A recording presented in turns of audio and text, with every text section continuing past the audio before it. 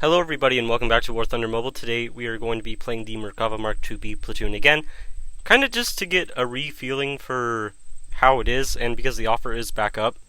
So we're going to play it, see how we do.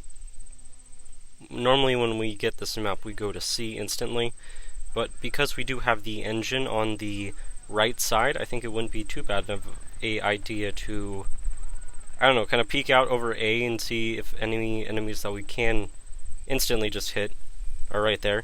We are outside again for recording, so if there's any wind or noises from other stuff, you know, like trying to kill this thing, not blink. Okay, other stuff, you know, what of me is on fire, and why can't I put it out? Is my engine on fire? No, it's gone. Okay, well, that was odd. So yeah, any noises related to just me being outside will probably happen eventually in the video, just to keep you guys aware. Alright, let's push, because just staying way back here and sniping is going to be boring. And we want to push up, at least get A for now, and then maybe go up into other areas. Uh-oh. Alright, well, we're fine with the B can. Just sitting there for now. Actually, I'll put some artillery on his position, because I did take out his engine. Okay. That's not good news. I see.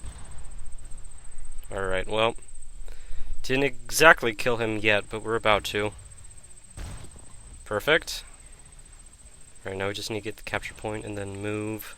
It probably wasn't my best idea to put smoke all over here, but you know, we're gonna make some mistakes, so that's okay. Awesome. Alright, we're doing pretty well so far. It's doing just about as well as I remember it doing back when it first came out. Alright, how do we want to deal with this situation? I think we'll just look out here for a little bit longer, try to coax that guy to come out. And there goes the train. You know what? I'm gonna move back a little bit. Perhaps he'll peek out behind the train. Nope. Alright, we have been hit by the artillery and we're on fire again. I don't know why we keep getting set on fire. Probably to do with some external fuel tank, but I have no idea. Alright, let's pop smoke and move. Is he thinking the same thing? He might be. I don't know. Alright, let's head over to B. Ever so cautiously. Yeah, alright, we got enemies heading over to B as well. Perfect. That is what I was waiting for. Hopefully they'll be right in the path of my APFSDS when they come out right over here. Now, behind this corner, there's going to be a tank on the right side, so, or multiple, I suppose. Perfect, okay. There's someone behind him. T10A. Oh, I see. Alright, not anymore. Merkava's definitely holding up to what I remember it being able to do, and being a totally worth it platoon to get. Right, let's pop smoke right there behind us, so that if they're flanked, they're going to be confused for a moment. Alright, let's peek around the corner. We got one STRV 103 who just fired. Awesome. Ooh. Alright, didn't exactly kill him. We might need help here. I don't think I'm going to be able to save this. I doubt I'm going to be able to save this, honestly, unless someone somehow manages to do something.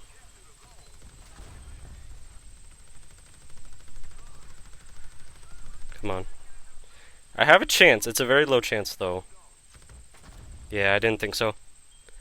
Alright, well, the Merkava is definitely doing well. No need to be worried about that. How about the Tehran? The Tehran, I remember, was doing pretty well. It was not indestructible, but it was pretty close. At least that's how it felt. Alright, let's Slowly go this way. Alright, I know where he is. That was way too harsh of a angle to go out at. Where is this? Oh, there's one behind me, isn't there? I see. Alright, well, nothing you can really do about being flanked. That's always going to happen. Just another variant of the M60. Which, not going to perform super well against the tanks that we're going up against, but it's not going to perform badly either. If we just hold this position, and they both don't try to attack at the exact same time, I think the AMX is about... No, it's not. I was thinking he could flank, because he knows I have to watch the T-54, probably. Put some artillery on him. Yeah, he's turning around. Alright, I'm gonna do the same. Is he leaving? Surely not. I mean, he's got to be just repositioning to... Yeah, he's repositioning. He's not leaving. Alright, well, that's his launchers gone, which take away most of his firepower. That's his main gun gone. If that T-54 came back right now, that'd be a good time for it to come back and get me.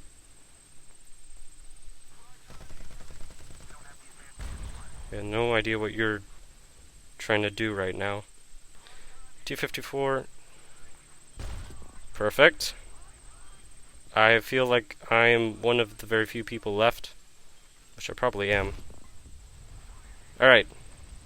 Someone is on A, and I need to get A, so this doesn't go well. It's probably where I die. Ooh. Awesome, okay. Let's go. Match is going to be over here in a moment, but that's fine. This platoon does hold up pretty well. Of course, unless you're flanked, but you don't have a choice about that type of thing. Yeah, 8 kills, not bad.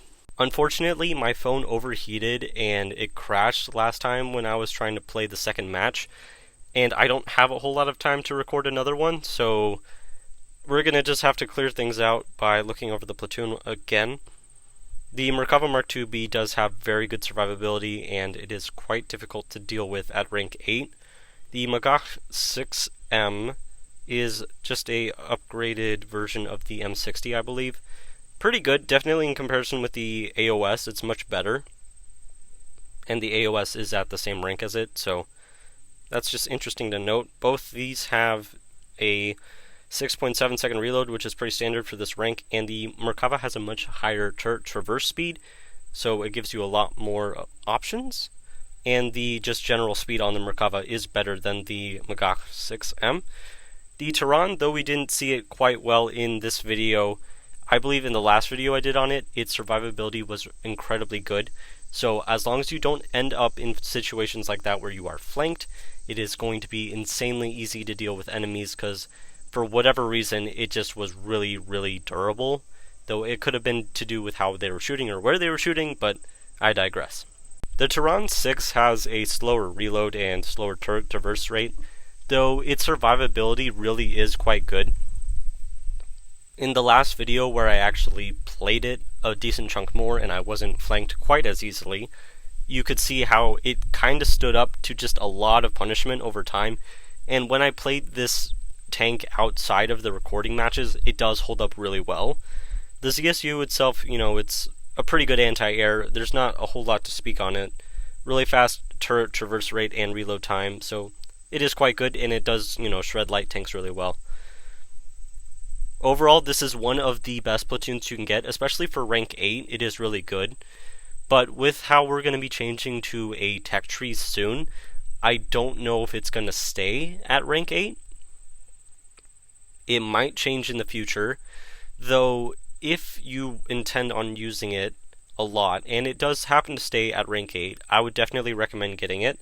And someone in the Discord did say that the discount that's currently on, if you do get the full part of the discounts, it's going to be the cheapest that it's ever been to get the Merkava Mk.2B.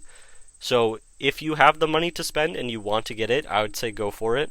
It is definitely a worthwhile platoon to have if you do intend on spending the money, though just be aware that there may be changes coming to where it sits at its rank or something like that to do with the tech tree in the next update.